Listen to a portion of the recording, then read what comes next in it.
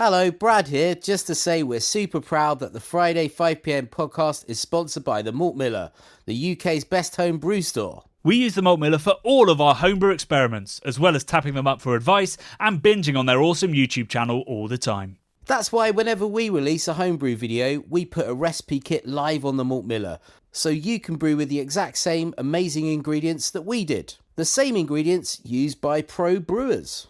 So alongside the Malt Miller's nitro-flushed hops, cold-stored yeast and milled-to-order malts, you can pick up recipe kits for our 5 Points Best Bitter, Russian River West Coast IPA, and now the fastest beer in the world, a hazy session IPA that goes from grain to glass in less than 48 hours. Sign up to their newsletter at tinyurl.com/Malt Miller to get 5% off your first order. With the Malt Miller's amazing customer service and Johnny's 48-hour recipe, you could order the ingredients on a Monday and be drinking the beer by the weekend. Speaking of which, it's Friday. It's 5pm. So enjoy this week's Friday 5pm podcast.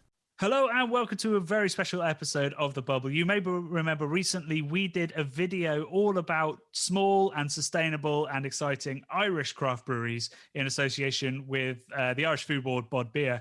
And as part of that collaboration deal, we said we'd do a podcast with them. So with one of the breweries that were in the podcast, and we got to choose which, and we decided to go for Ballykilcavan, who were not only from a flavour standpoint for us, probably the standouts, but also from the story that they had. So we chatted to David, who was the guy in that video. If you haven't seen it, there'll be a link in the show notes to this. But David is a 13th generation, was it, Rob? 13th generation farmer. He is old.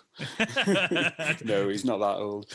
But he's been on the family farm for 13 generations, and he started to get a bit worried that it could be the last generation, just with everything that's going on, both economically and with climate change and things like that. So he had the brainwave idea of setting up a brewery, which is amazing. We've all had that brainwave idea at some point, and most of us dismiss it. But David's gone ahead, and it's a really interesting podcast because we never really think about beer as an agricultural product. We don't think about the farming kind of element. So it was great to chat through that with David and see what happens before you even get to the brewery, which is where we kind of generally cover. David joined us from the middle of Ireland on a very, very wet Monday afternoon. So let's go over to David from Ballykilcavan. Let's talk about beer, Johnny. Let's talk about AVB. Let's talk about imperial stouts and imbibe buyouts of wicked weed. Let's talk about beer. Let's talk about beer. Let's talk about beer. Let's talk about beer. So, David, thanks so much for taking the time to join us on The Bubble. No problem at all. Thanks very much for having me. It's super exciting, to speak to a farmer for the first time, because I think a lot of the time in craft beer, we forget that beer is kind of an agricultural product. It involves lots of, pretty intensively farmed farm crops. So I'd love to start just by asking you about your amazing family farm, because your family's been there for centuries. Yeah, we have. Yeah, I mean, I suppose I'm very lucky because it's been here in the family for such a long time, and it is actually a privilege. It's a bit of a, you'd be a bit worried about trying to look after it as well, but it is definitely a privilege to be here as well. It's 1639 we moved here, so I'm 13th generation at the farm, and it's in the Midlands of Ireland. We're about 50 miles away from Dublin, and it's really kind of prime arable country. So the main crops that we've always grown here have been malting barley. We do a little bit of rotation with some oats or some peas or something like that as well, but it's very much malting barley country.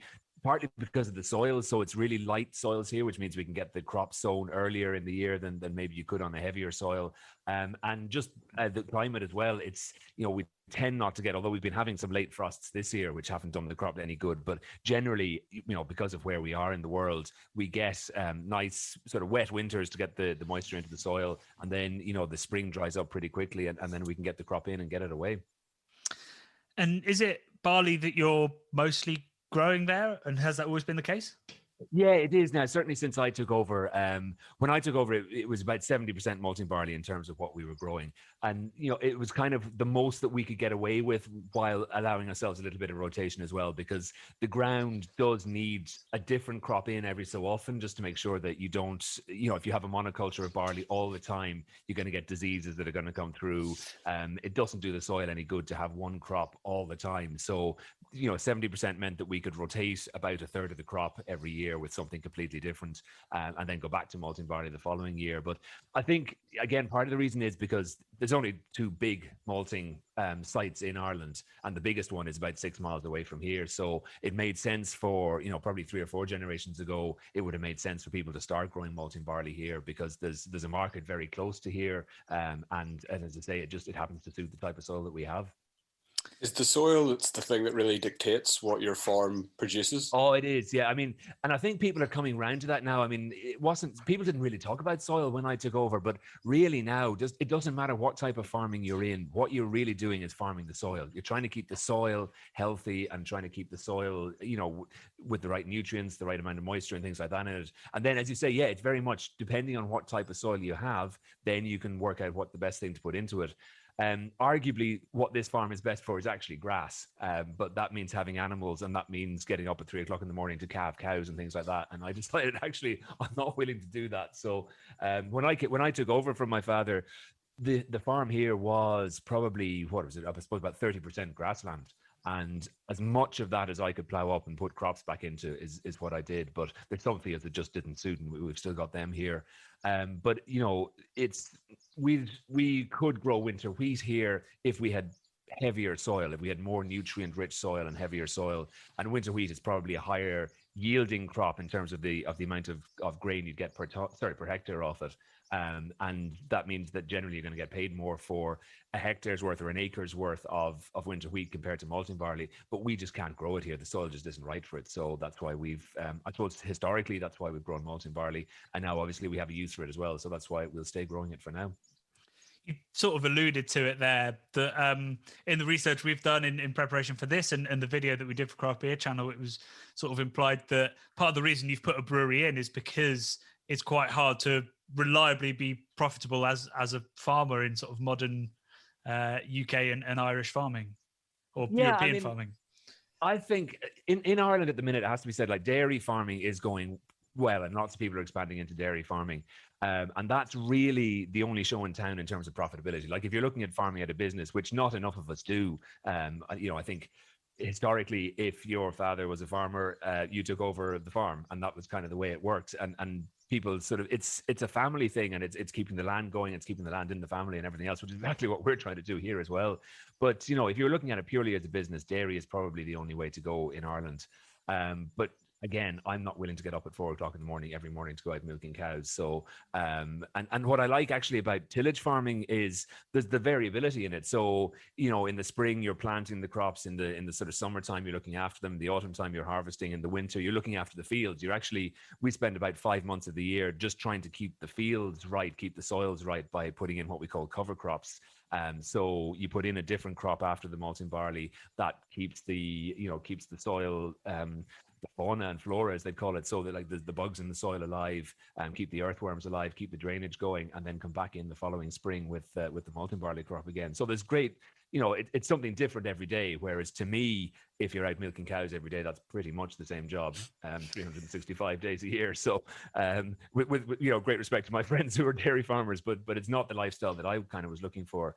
But the problem with tillage farming is the profitability in it and the variability in it. So we've had some fantastic years where you never get it where the yield is great and the price is great. It just doesn't work like that, because it's a supply and demand thing. So if the yield is really high, the price drops because there's enough of it on the market that the price will come down. But then at the same stage, if the yield drops, there's going to be another part of the world somewhere that's grown enough malting barley to flood the market. So you never really get a compensation on the price if the yield goes down. And it's just a combination of trying to get the weather right, trying to get, all the other things that we need to get to go in our favor to grow good malting barley. Trying to get them to happen all at the same time is tricky. Is weather what you're sort of most dependent on then to get that yield? It is. Yeah, very much so. if you remember when it was, I think it was 2018, we had what we call the beast from the east. So this huge snowstorm that came in pretty much at the same time as we would have liked to have been planting our barley. So instead of being able to plant our barley, we were under maybe 4 feet of snow. And that took maybe 5 weeks to kind of, for all that moisture to get away. So we need the field dry enough that we can actually get the machinery in and get the barley planted. And then we got the double whammy of we got a drought later on in the year. So we went from too much moisture and obviously too much snow, but too much moisture early on in the year. And then we got nothing for kind of June and July. So the plants went in late. And barley's kind of genetically set up that it knows it's going to be harvested on the 10th of August, give or take. So regardless of when you plant it, it genetically knows that it has to get itself ready for harvest by the 10th of August. So it'll fly through sort of putting its roots down, getting its leaves out, starting to what they call stem extension, where it actually starts to come up out of the ground. And if you get it sown early, it is more time to do that. So it can get its roots down further, which means it can pull up more moisture and more nutrients. If you get a year like 2018, it's, the roots aren't there. It's shallow roots. So then when you do get a drought, it can't pick the moisture up.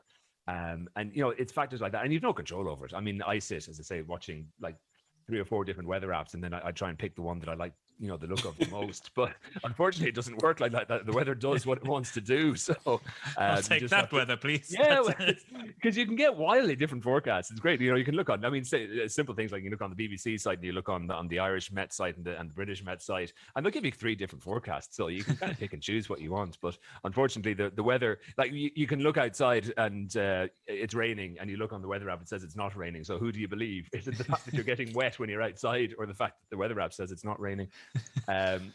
But if you get sort of particularly extremes, so if you get 4 or 5 weeks with not much rainfall, that's a problem for us, because the barley gets stressed. If it gets stressed, it's going to reduce its yield. So a barley plant will produce 1 main stem and maybe 3 or 4 side stems. If it gets under pressure, it will kill off some of those side stems and just try and keep 1 main shoot alive, because again, genetically it's set up to produce grains, as many grains as it can. But if it's under pressure, it knows it's not going to be able to do that. So it'll go back down to producing just 1 main stem. So that means our yield is down maybe 30 or 40% straight away, because all those side shoots aren't there. And that's what happened last year, because again, we had a big drought last year. And it's what happened 3 years ago because of the drought as well.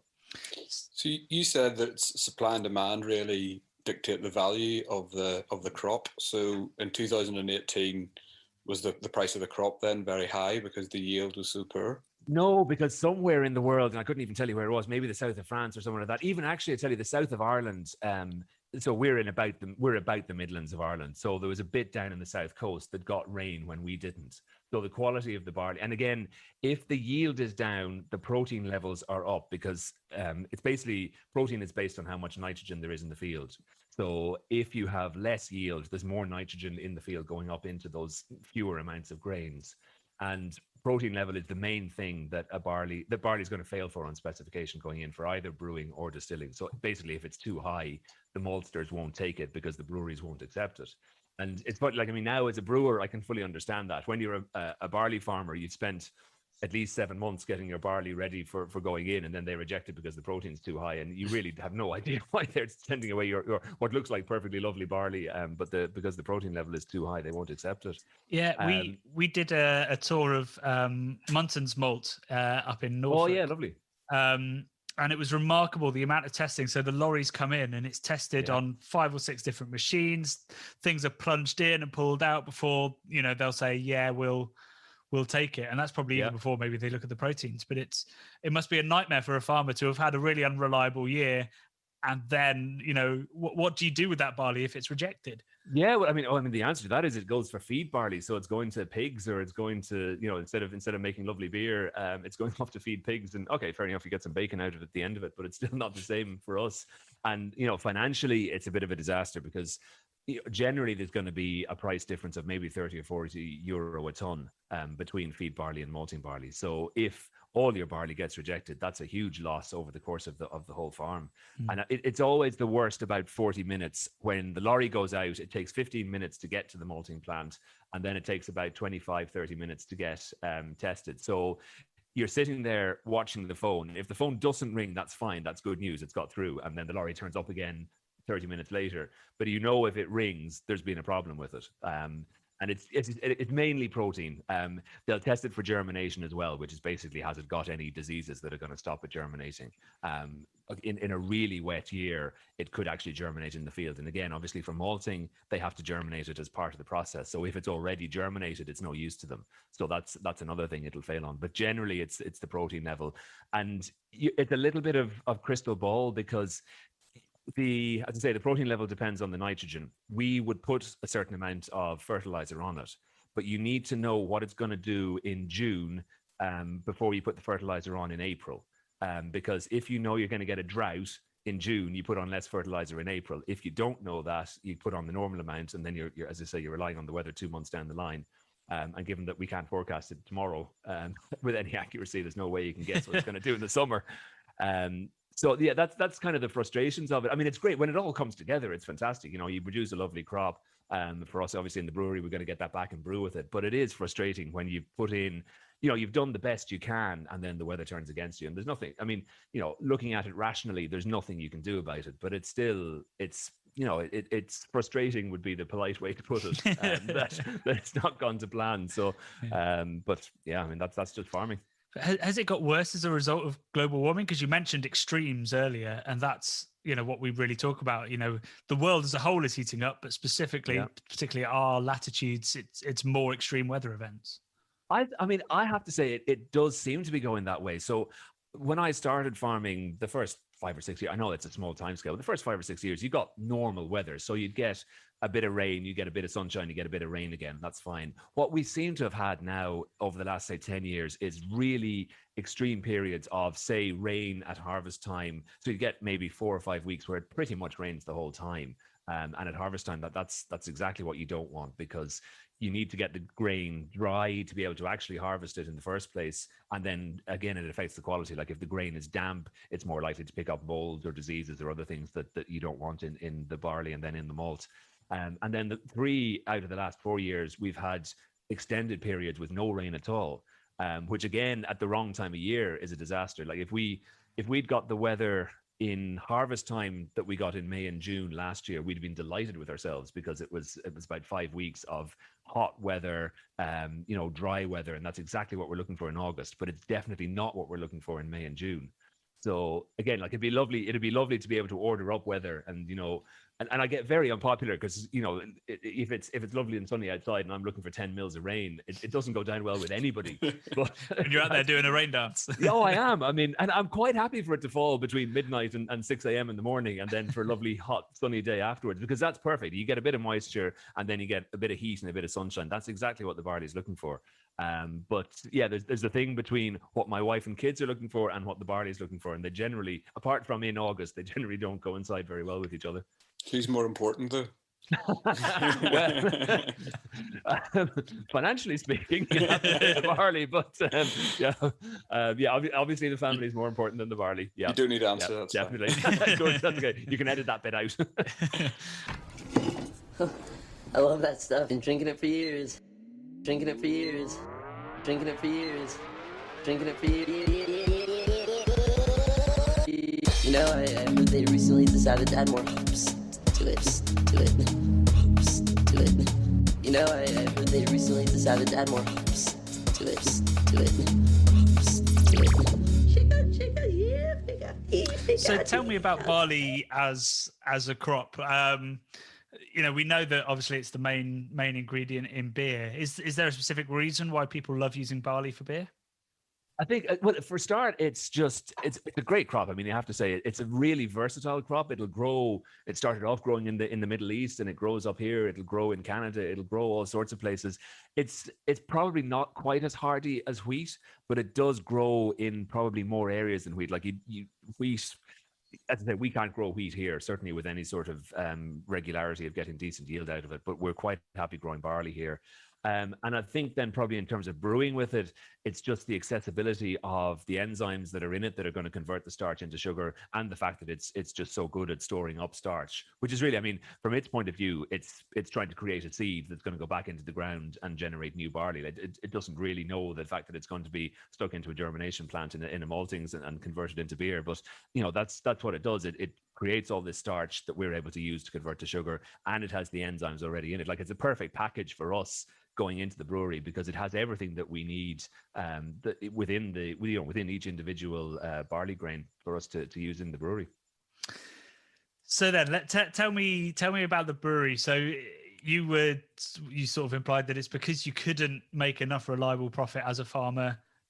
Brewing was the answer, which I think will make a lot of brewers scratch their heads, saying you've got into the wrong game if you want reliable income. It's a bit naive maybe, but yeah, it is. I mean, it's about getting a little bit more control. So as I say, I never feel really that we're in full control when we're farming, because you're relying on policy decisions, you're relying on weather and everything else. So, but it's also the fact that I do feel that we grow really good malting barley here. I mean, in the area as a whole and on this farm in particular, we do grow decent malting barley here. And when I started, it was a case of we grow the barley, we sell it to the maltsters, we never see it again. We never really hear what happens to it. We're aware that it probably goes up to James's Gate. It's probably being used to make Guinness, but you didn't really have the satisfaction of seeing it right the way through to the end product. You grew it, you sold it, that was about it.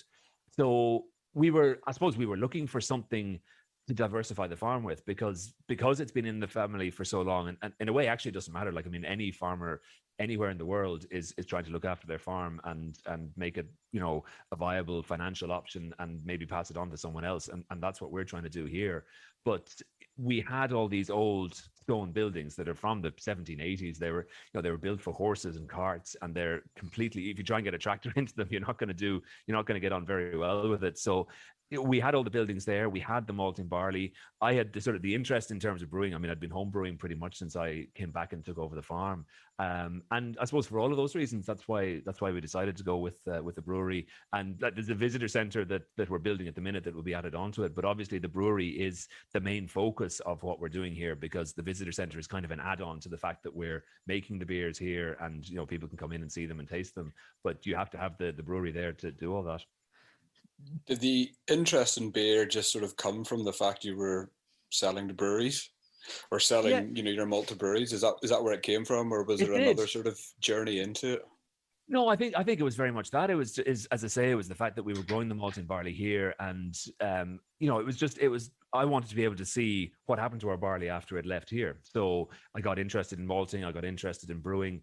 I did my general certificate, the IBD exams in malting and brewing, because for me it was interesting to see getting it from barley into malt. That was interesting for me, and then getting it from malt into beer. And listen, I mean, obviously home brewing is good fun as well, and to be able to try out different recipes and try out different malts and different hops and everything else was something that I find interesting. But that is really the main reason. It's because it's been the most important crop that we've grown on this farm for 4 generations. So to actually find out a little bit more about it and to be able to take it on to the next stage, that was the interest. So is it you that's completely running those operations, or have you brought in brewers to work with you, or how big exactly is the brewery before? It's not big. I mean, it's a 10 hectoliter brewery. So, the batch size is 1,000 liters. We have 7 fermenter spaces there. So, and again, we're slightly restricted by the building that it's going into, which it used to be the grain store on the farm. So it was where, this is back in the days when you'd go out with a scythe and you'd cut the grain on the sheaf. And bring it in, and then you'd thrash it over the winter. So you'd separate out the straw from the grain over the winter, and then store it over the winter. So that's what the building was used for. But it had been idle for probably 70 or 80 years. But that's where the brewery is, and so it's a small building and it's a small brewery. No, we have. I started off doing everything, so I was head brewer and marketing and finance and everything else, and farming and doing a few other things as well. And decided very quickly that there was no way I was going to manage all that. So got in a head brewer. He was actually an ex Guinness brewer. He was took early retirement out of James's Gate, and he came down and helped set up the brewery. We took on another guy in, when was it? Was it early 2018? It was actually before the brewery was in place. I think it was early 2018. Joe came in to join us.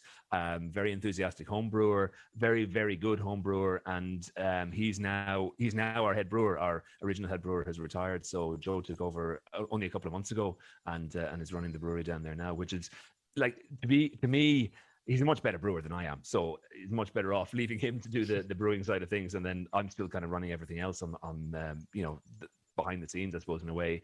I do what for me is the interesting bit of the brewing. So I mash in the mornings. So I'm taking my own barley and adding it to our own water and bringing it into the mash tun. And then Joe takes over from sort of mid morning and then takes it through to the finish.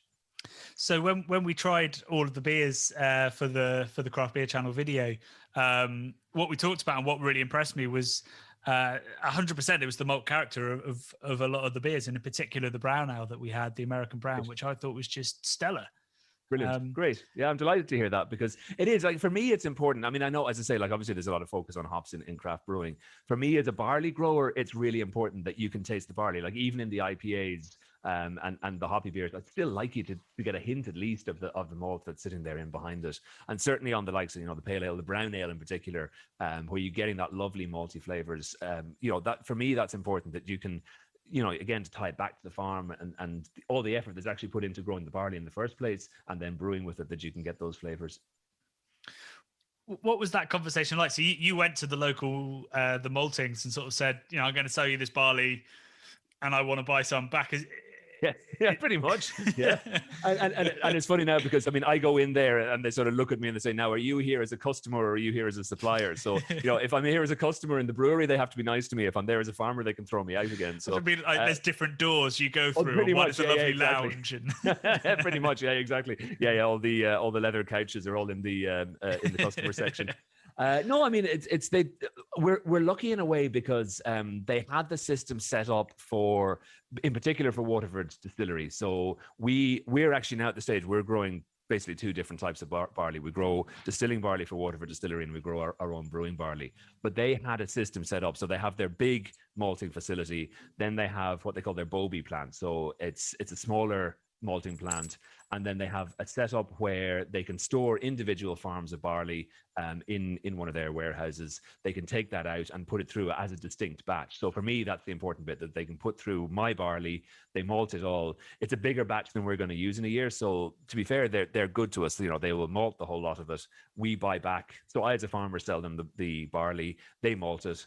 The brewing company buys back what we think we're going to use for the year, and that's another guessing game to a certain extent, how much malt we're going to use for the next 12 months, and then they blend in the excess with their standard malt, and that goes probably up to James's gate again.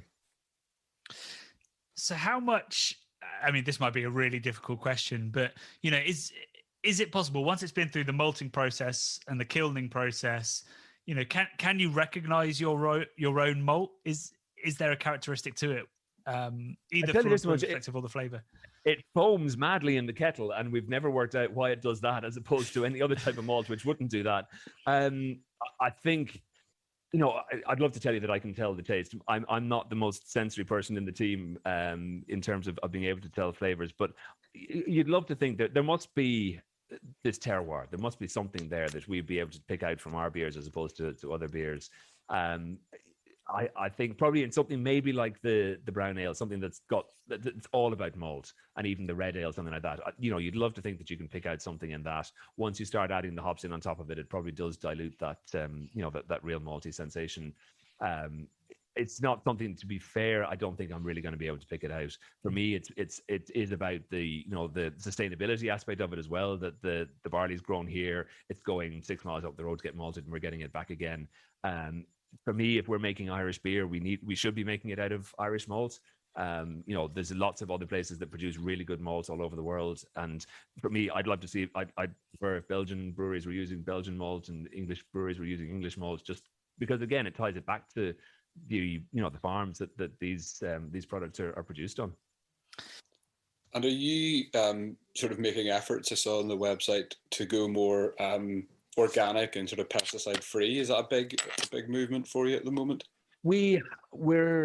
We're still farming what we'd call conventionally, so we're not we're still using herbicides to get rid of weeds. We're still using preventative fungicides, so we'd spray on a low rate of a fungicide just to stop any disease getting into the crop. If we're going organic, we have to go fully organic. So we'd have to get organic hops in from somewhere. We'd have to obviously use our own organic barley. You can't really go sort of 50-50, because you need a separate combine, you need separate sheds. Everything in the organic supply chain has to be completely just for that supply chain. we have done things like, so we're not using insecticides anymore. We've made that decision about 5 or 6 years. No, it's probably longer than that, actually, maybe 10 years ago, that we're not going to use insecticides on the crops anymore. What you'd use them for is to kill out aphids, which bring disease into the crop. But actually, there's no such thing as an aphicide. You can't just kill aphids. Anything that you spray is going to kill all insects, and including the insects that are going to actually eat the aphids. So we are basically taking our chances that the, all the insects that are around that are actually going to take out the aphids are going to do their job. And we've been fine so far. We haven't had any problems with diseases coming into the barley. So that's kind of where we're focusing on at the minute. It's not to say we wouldn't do it. The yield, you'd have to be, from a financial point of view, you would have to be convinced that you're going to get a much better return for it, because the yield is probably going to drop off by, I'd guess, 40% straight away. So you're going to have to get paid, obviously, the difference if you're deciding from a purely financial point of view that it's worthwhile. And then are people going to pay, say for an organic beer, are people going to pay 40 or 50% more for an organic beer compared to non-organic beer? Maybe they would, but that's a bit of research you'd have to do beforehand, I think. Yeah, definitely. I mean, so at Cave Direct, we've got 300 odd beers on our list. So there's a lot to choose from there, and there's so few that are actually organic. Sure. And and I think you're right. I don't think people are willing to pay the extra for it. What I found, I think maybe over the last few years is there was a sort of move towards organic. I think maybe 5 or 6 years ago. To me, and I'm not an organic farmer, so I'm maybe not the best person to ask, but to me, it seems like that's dropped away slightly, and people are now more focused on local food and local drinks and sustainability. And I mean, I know, okay, so obviously you would have to think that organic farming is probably more sustainable long term than blasting fungicides and chemicals at crops. We would very much be looking at reducing as much as physically possible the non-organic components that we're putting out on crops. But for me, I'm seeing more interest in the fact that it's coming from a specific area and people are buying locally and supporting small local producers. That, to me, seems to be where the focus has been. That was going to be my next question. It's how much of a benefit, just from a purely like marketing and sales perspective, is being able to say, this is local grain and locally brewed. Is that an extra element on top of the sort of the ideas of craft? Yeah, I think it is. I mean, and particularly, I have to say, we'd find for export. Now we're only going in our own brewery for whatever it is, 2.5 years, but we are now getting to the stage where we're really, we do need to start exporting, and we are starting to export. And that's really part of the story that people actually do engage with. People really like the fact that the barley is grown here. We are using our own well water as well, because we don't have a mains water supply. We're not that remote, but we're far enough away from civilization that we don't have a mains water supply. So we're using our own well water. We have to collect all the washings out of the brewery and all the spent grains and everything like that, and then we're spreading them back onto the barley fields again. So it's there's not a lot of nutrient in them, but it's better than nothing. And it's again just trying to get organic matter back into the soils, trying to keep the soils as healthy as possible. So it's it's a nice sort of circular, environmentally sustainable way of doing it. And that is definitely that does resonate with people. People do like that. You mentioned in the video that you put into our craft beer channel video that you've also got a beer where you do use local hops as well. So everything comes from within a certain. Can you tell me about that beer? Yeah, it's a one-off. I mean, Ireland used to grow quite a decent amount of hops. It was in Kilkenny, which is about maybe 30-40 miles from here. We set up. I mean, it is a tiny hop garden, but it's enough that we can do one beer a year where it's all our own water, all our own barley, and all our own hops. And what we did was we basically, like, it's so small, it's completely unmechanized. So what we do is we actually, every year we get 30 or 40 people out. We cut the hop binds down, and then people pick the hops on the ground, put them into the different buckets depending on what varieties they are, and then we just do a big barbecue for them afterwards. So it's slave labor, or cheap labor, I suppose. But they get fed afterwards. And it was, in terms of marketing, it's the best thing I've ever done, because I put it up, I think it was probably 4 years ago when we did it first, and we were absolutely inundated with like requests for people to go. Actually, I'll tell you what, we gave away free beer the first year. That was the mistake. Hey, that'll get them. So that was it.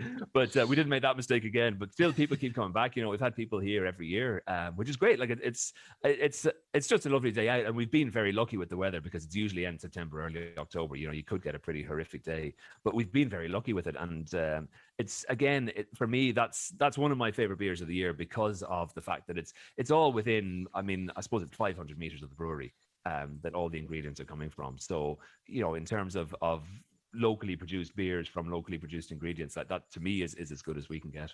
And how do you process those hops? Is it a wet hop beer or is it dry? It's very much, it is very much a wet hop beer. Like it tends to be on a Sunday, and so we start up the brewing process at 8 o'clock in the morning. The pickers are told that they have to have the hops ready by 1 o'clock. So we'd usually start. It's like we don't want to drive them too hard. So usually let's start around 10:30 or something like that. A couple of hours of picking, and literally just. We do split them, and I don't know, we've still never decided whether we need to split them or not. So they're coming off in cones, obviously. We tend to then just split the cones in half just to try and make sure that we can get the warm water in around it and get everything out that we need to. But then just huge muslin bags. So my wife spends about a week beforehand sewing muslin bags that we can put them in because it would completely clog up the equipment. Like if we put them in loose, there'd be hops everywhere. Like the whirlpool would just get completely clogged up. So we put them in muslin bags and just let everything circulate around. And so far, so good. We've never burst the bag yet, but that's always the danger. It could happen, because you have to put huge volumes of wet hops into a beer because they're not dried and concentrated. So I guess it's a hugely inefficient way it's massively inefficient. And I mean, to be fair, like the amount of effort that goes into actually growing the hops in the first place is massively inefficient. I mean, we've taken over. We had an old vegetable garden here, which again, I didn't have time to look after properly. So we've converted that into the hop garden now. But there's actually a lot of work involved in setting up the trellises, getting all the ropes down, making sure that the hops are climbing them, making sure the slugs aren't getting them, keeping them, we put on fertilizer pellets, so it's organic fertilizer pellets. The hops actually are organically produced. We don't put any fungicides or anything on that, and no artificial fertilizer on it as well. But the amount of work actually involved in getting the hops ready is completely financially inefficient, but it's nice. I mean, it's kind of a hobby, I suppose, in a way. It is actually at that scale that it is hobby farming. But again, when you've got there's not that many Irish hop gardens left, and to be able to have one here is great. And what do they have? Sorry, Johnny. Do they have like a specific flavor profile? Because the way if you go to West Coast of America, there's very distinct, or you've got Fuggles or Goldings. I mean, they are subtle. I mean, I'd say like we'd pick maybe you might pick 20 kilos worth of hops and you put them in, you think, 20 kilos of hops in 1,000 liters of beer, that's pretty good. But they're 80% moisture. So you're only really putting in about 4 kilos of hops, and they're all subtle. Like it's actually a pretty malty beer every year, despite the fact that we're making a big deal about the fact that it's our own hops, but actually it's still really, you're going to get the malt out of it rather than the hop flavor out of it. But it does give you enough bitterness. It gives you enough of a little, there's a little bit of citrusy in it because we have some Cascade in there, but it's Irish Cascade as opposed to, Oregon Cascade or Northwest American Cascade. And it's never going to be the same. It tends to be traditional varieties. So we grow Fuggles, Golding, Northern Brewer, Willamette. We have Centennial in now, which I'm quite excited about. That should be a nice one.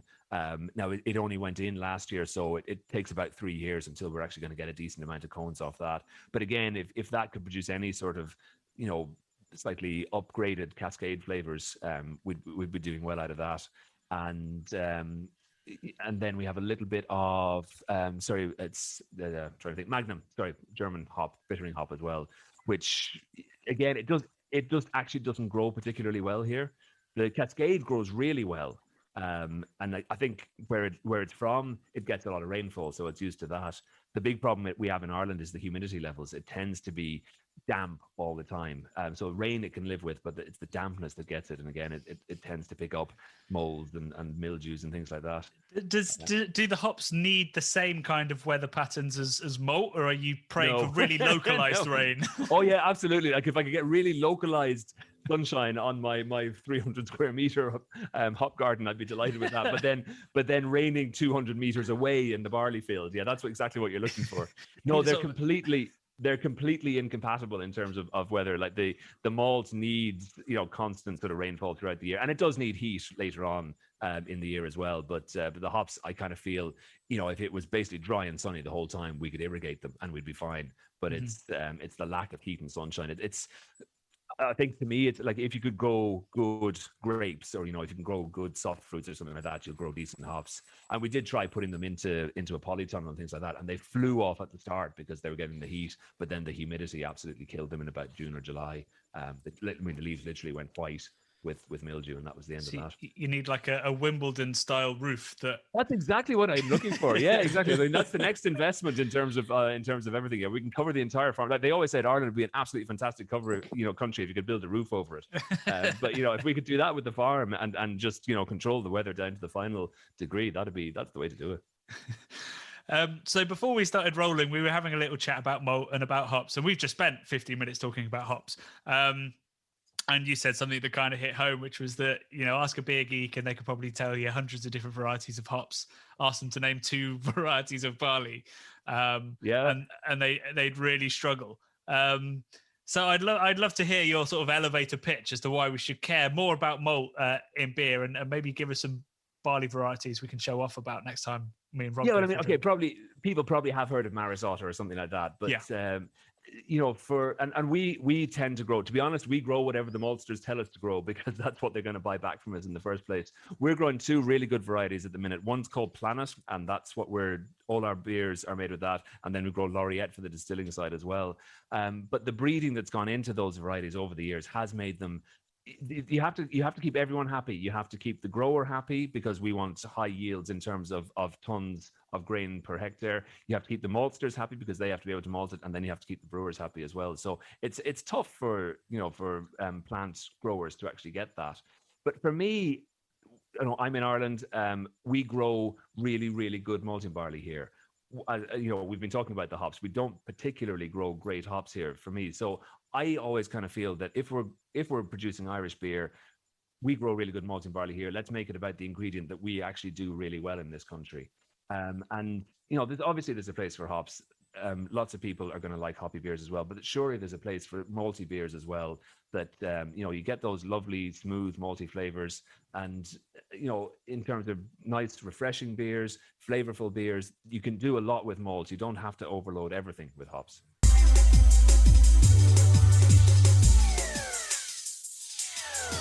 I drove over to the Sonic Drive-In, ordered a jalapeno burger, washed it down with beers, beer,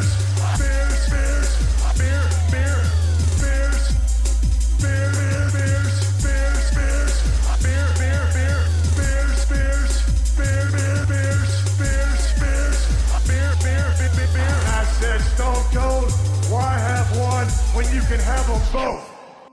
Yeah, there seems to be a bit of a movement as well with, like, obviously the craft beer craze had hops at the forefront with IPAs, imperials and stuff, but we are seeing this move towards, like, people getting more interested in lagers again, and a bit of experimentation there, and taking influence from the German malts and the Czech malts to produce lagers with. So there definitely is an interest there, but it just seems to be a little bit behind the hops still. Yeah, I mean, and I think, like, to be fair, like, hops are great, and you can produce so many different and completely wild flavors with hops that what you can do with malts is probably more subtle and probably a narrower range. But something like, we have a brown ale that I know Johnny's tried, that does surprisingly well for us, I would have to say. Like, it's to me, it's a wildly unsexy beer style, but it's the sort of beer that people like drinking, and there's enough of maybe it's a niche, I'm not sure, but there's enough of a market there that people really like buying that beer. There's a brewery up in Dublin that's producing a fantastic mild beer, which is selling really well, and it's just a great beer that on a Wednesday evening, if you're not looking for something, if you're not looking for a double IPA, just a great beer to take out and have a drink of.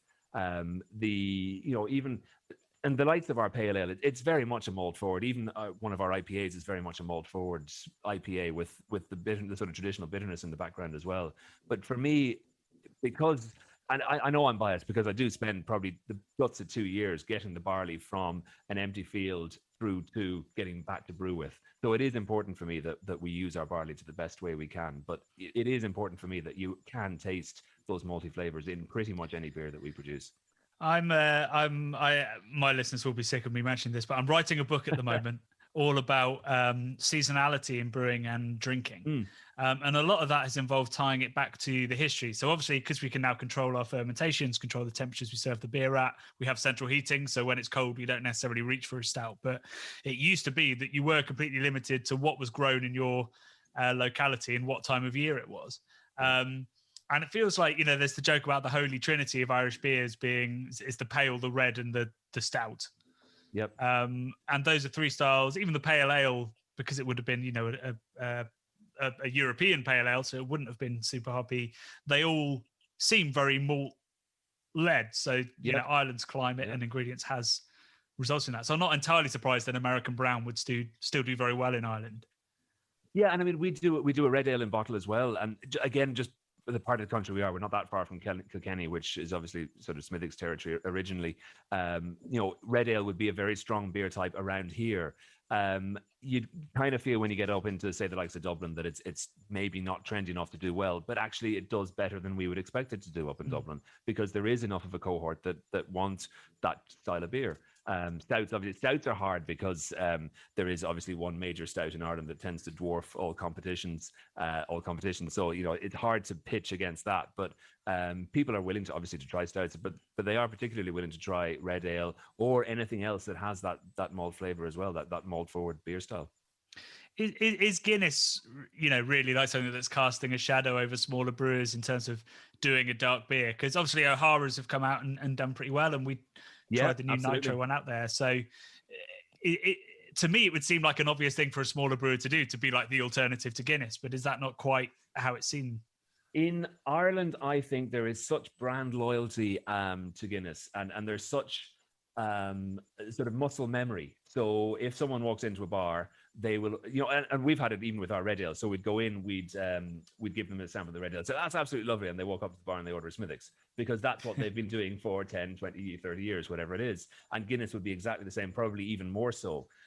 What we find actually is when we go abroad, when we're, at a beer festival abroad, or when we're starting to export abroad, that's when, I suppose people see Irish brewery, they associate that with Guinness, obviously, and with stouts, and they expect that you're going to have a stout in the range. So we did a festival down in the south of France, and we said, oh, listen, we better bring a stout just in case. But it was 32 degrees or something like that outside, and everyone that came up, the first thing they asked for was a stout. Do you have a stout with you? So it is still a thing that people are going to look for those beer styles, and I suppose it's just what we have the name for in this country, and that's what people are looking for. What's funny about what sort of Guinness has achieved with it as well, they've sort of become the brand of stout, but also they still have acceptance in the craft beer world, which I love it, but you go to craft beer bars, it would be very much against stocking big beer. Yeah, sure. Yeah. But they're still like, but I'm allowed Guinness, right? And you're like, well, it doesn't really work like that. But they, I know, like, we've dealt with the open gate up in Guinness before, and you don't really want to deal with the open gate because they're big beer, but they're such nice people that you kind of feel you don't mind it. It's all right. And I suppose, again, growing up in Ireland, you kind of, it's probably one of our main exports. There's a certain sense of pride in what they've achieved over, like, they've had longer than we have. They've had their 200 and whatever it is years to get to that stage. We're only 2.5 years in, so give us another 198 years and maybe we'll be at that stage. But for me, certainly growing up, I would have been bedecked in Guinness. I went to college over in Scotland, and I was probably wearing Guinness merchandise 3 days out of 7 up there. Because I suppose they've done really well. They put Ireland on the map in terms of beer production, and fair play to them for that. But certainly now we're trying to compete with them. That's a different story. They're a behemoth, and there's no point actually trying to compete with them, because if they want to do, they'll squash you whenever they want to. So you just try and do something a little bit different, and even in terms of our stout, we're, again, I'd love to do an O'Hara's. I think they've done a fantastic job with that beer. and they're going to do really well with it, hopefully. But we're not at the stage, we just don't have the setup that we can produce that style of beer in the brewery here. So we produce our carbonated stout. We put a few different malts in it. So there's a bit of crystal malt in there, there's a bit of amber malt in there, because those are the malts that we can make from our own barley. And so it's giving it a little bit of a different depth of flavor, maybe in terms of the maltiness side. And that's kind of how we're trying to differentiate ourselves on the stout side. So you mentioned that briefly, come back in 198 years and see where Ballykilcavan is. What are the ambitions for it? Would the dream be to become almost an entirely sort of farmhouse brewery? So brewing was your main business and all the malt you grew was for that? Yeah, I mean, that'd be great. That'd be fantastic. I have to, when I started out knowing nothing about brewing, really, I thought this would be a great way to use all our barley that we produce on the farm. And I discovered that you produce a disturbingly large amount of beer from a small amount of barley. We were nowhere near using all the amount of barley on the farm, which kind of it was a bit disappointing in a way. But on the other side of that, then obviously there's plenty of scope for expansion. Yeah, I mean, as I say, for us, the visitor center is coming in now, so people will be able to come in, walk around the farm, see the farm buildings, see the barley crops, see the hop crops, and then hopefully have a taster in one of the old buildings on the farm afterwards. So if we could build up, I think that side of the business is probably going to be quite exciting for us. Plenty of scope for expansion in terms of production. There are bigger farm sheds that we can expand into if we needed to. For me, and obviously, I mean, I'm not going to be in charge at that stage, but I'd love to keep it all on farm if it's all possible. For me, it's all about trying to keep the farm alive and as I said, trying to keep it passing down the generations for as long as possible. We've had this history here where every about 3 or 4 generations, someone goes completely mad and spends huge amounts of money doing some enterprise that then the next 3 or 4 generations spend recovering from. So I'm hoping that that's not me, even though it is actually my turn, because I've had about 2 generations in front of me who have been very good. But when people say to me, you're taking a big risk putting the brewery in, I actually think doing nothing was the risky thing. We had to do something, because going the way we were going, I'd probably see myself out in terms of, I'd be able to retire, but I don't think the farm would be a viable option financially to pass on to someone else.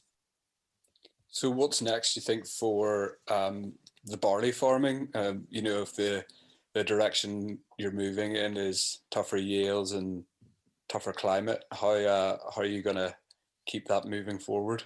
It's a tricky one, because obviously there's nothing we can do about the climate. I mean, again, the breeders are working, I'm sure, on all sorts of solutions, and drought resistance is probably going to be something they're going to be looking at. It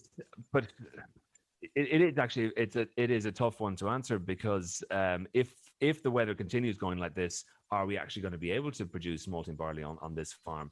And if we can't produce it, no one else can either, because the other soil types that would be arable crops are going to be heavier than we are. So actually they do well in the summer, but you're not going to be able to get in and get them planted in time in the spring. So it's, I mean, you'd hate to see malting barley disappearing from Ireland altogether, because it's been a huge part of the farming background here, the farming lifestyle here, in terms of providing employment and providing ways for farmers to make money.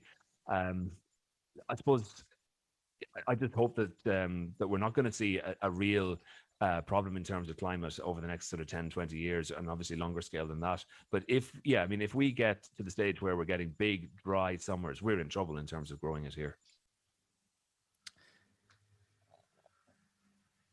I was considering ending the podcast there, but it's a dark note. Yeah, let's find something positive to finish on. It would have been a good ending, though. We should just end the podcast with complete silence, and people can just say like, "Oh." I mean, as a farmer, obviously, I'm wildly pessimistic. I mean, that's just the standard trait in terms of farmers everywhere. I think any farmer I've ever known, and I like being a pessimist, because things always turn out better than you think they're going to turn out.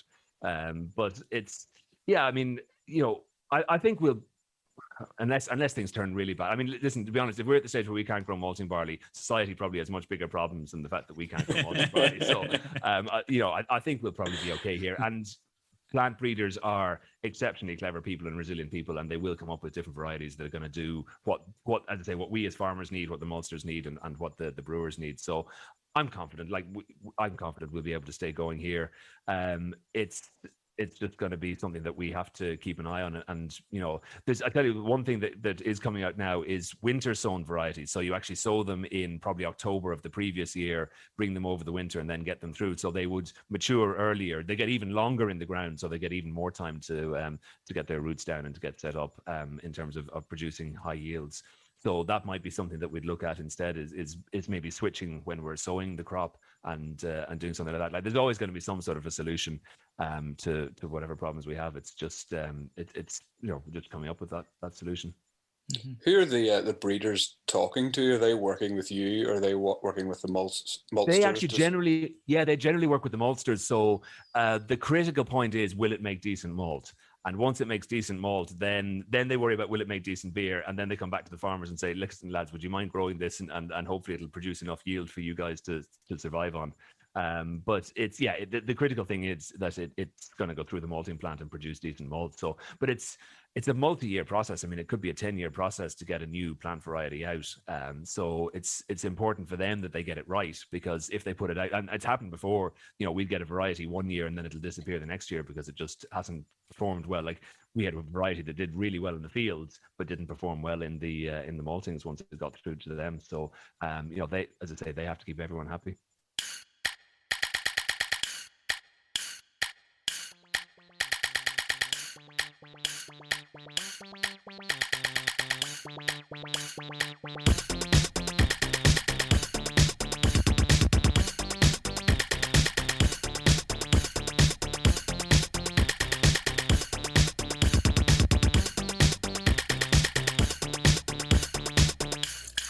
Oh, I think it's got a yeast infection. Yeast infection.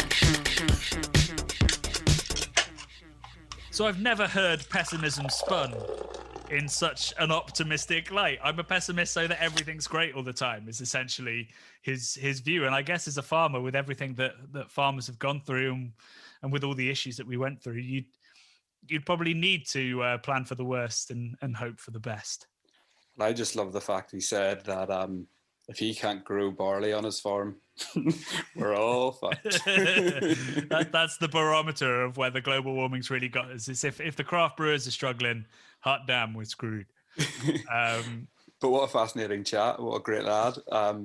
So nice to sort of hear those stories of like someone who has put his life into, this farm, and then he's just trying to explore different avenues to make it work and work with sustainability and make the best out of what he's got, which sounds like it's some of the best malt going. Yeah, it's what I love about doing this podcast and getting outside of that bubble is you can see people be passionate about stuff that you've never really sort of considered before. Like, I would consider myself really passionate about malt. I love malty beer styles, but that's never quite translated into being really excited about just literal barley in fields. Yeah. Whereas, he could spin a yarn about soil for 10, 15 minutes if he wanted. And so to just have somebody that knows so much about it and to understand the issues of it, because there's all these questions about like, why does craft beer cost so much? Why a certain beer is not available at certain times of the year and all this kind of stuff. And the answers to that doesn't just lie in the brewery. It's in the farming of it. The weather of it as well. Yeah, exactly. Yeah, it goes all the way back to the goddamn seasons. I don't know if you know, I'm writing a book about the season. So yeah, to have that kind of insight was really eye-opening to me, and I had no idea that barley crops were so unreliable, as a means of making profit.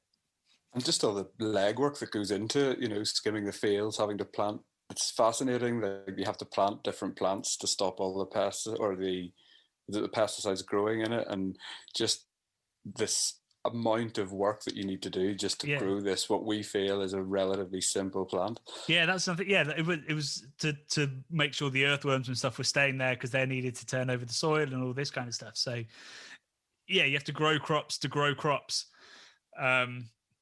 It's an entirely new concept to me. And he also, I like the way he sells his barley to maltsters to buy it back off him again. Yeah, I mean, he's really lucky to have a big maltster that can sort of keep his batch separate, because that's what I was worried about. I was like, are they just selling you back a mix of barley? Are you sure it's yours? But yeah, they've got it all set up for that. And honestly, you know, that brown ale that we talked about was such a lovely beer. And I'm sort of on a multi kick. Like, I'm really in love with British bitters and milds and stouts and porters at the moment. So when I saw that brown ale, I was like, we need to put that in the video, and it was great. And I think, you know, I'd really love to see people be more interested in the malt varieties, the barley varieties being grown. That's something I'm going to take away. I'm going to start researching more. All I know is like Maris Otter, and then like the heritage varieties like the Chevaliers and that kind of stuff that are now getting used more. And I'd heard of Planet because I remember thinking that's a weird name for a barley. But yeah, that's something I need to read up on more. But just getting people more excited about malt. If I went into a bar and saw a brown ale on the bar a year ago, 2 years ago, I'd have been like, ugh. No way. But now I'm heading straight for those styles, and this podcast has only made me more excited. And to think about the provenance of it, we always talk about where the hops are from. We never talk about, is that an English barley variety? Is that an English maltster? It's what we're very, very good at in this country and in Ireland as well. Far better than growing hops, probably. We're world renowned for our barley production. It's become a little bit of an unsung hero in the beer game, but I think, as you say, with these more traditional styles becoming a bit more prevalent in the craft beer community, with brown ales being brewed and stuff like that, it will start to pique people's interest, I think. And it should, because it makes such incredible beer. Yeah, absolutely. And hopefully that will then also influence more modern styles as well. We'll start to pay a bit more attention to the malts that are going into them, or even, add certain different malts into it. Something that's wonderful about a West Coast IPA is that there is a caramel character to it. And we tend to just write off just going, oh, there's a bit of caramel in that. But then we'll go like, but also there's Simcoe and Mosaic at this level of grams per litre. And you're like, well, let's talk about the caramel for a second. Why is that in there? What varieties have been used? What's it adding? Yeah, I don't know. I feel like I'm just telling this to myself, essentially. I'm telling myself that I've been biased and I need to be better. But hopefully it came through in the podcast as well. And everyone else is sat there at home going, I'm going to go buy me a goddamn brown ale. And I do like listening to those stories of, really where the beer's coming from, because we so often just focus on the brewing angle, and that's what we're interested in, and we want to know about the struggles and how the breweries overcome them. But we're really going back to the first ingredient of the beer, really. It's the first thing you put in when you're mashing in, and all the energies that go into it, and then the struggles as well. And I mean, comes up so often, but sustainability, and within that global warming and the problems that it's creating and the strains it's putting on these producers is a real issue, and it will continue to affect beer. He chatted about the yield and supply and demand and how it drives up cost. This is why the beers we're buying can be so expensive. Yeah, having more of a local feel to craft beer would be great for sustainability, but also great for local farms and to get more sort of beer variation in there. Because craft beer is pretty unsustainable. We're flying hops in from all over the world, and the more that we could drink stuff that means we don't have to do that, the more sustainable we can be, and then the more special these beers will seem when we do drink them as well. The reason I think that we go in these endless circles of craft is because we get bored of incredibly niche special stuff. And I think that's a bit of a shame, It would be good to have some more local stuff to reset our palate throughout the year and not be bored of 8% beautifully brewed American double IPAs. Yeah, and just getting that seasonal aspect back to it. I think you mentioned it in the podcast, but, there's central heating in every pub, so even in winter it's 25 degrees inside it. Yeah. So you don't really think of reaching for the warming beer. You'll probably still just go for the nice cold pint of pale ale that's on. But there is that seasonality to it, which is important, which you should know all about at the moment. Yeah, so I hope that's been really interesting for you guys at home. We'd love to hear your views. Remember, every Friday, we have the Friday 5 p.m. podcast where we go through the video for that week, and there'll have been lots of views on the Irish Craft Beer video that we did. But also, we'd love to hear your views about our bubble episodes as well. So if you've got a question for us, and we can bring Rob in if we need to for those episodes, do just email a question to us, craftbeerboys@gmail.com, and we will get back to you in those Friday 5 p.m s. But that's it from this episode of The Bubble. We'll be joining you again in a month's time with another exciting episode from the Almost Beer Bubble.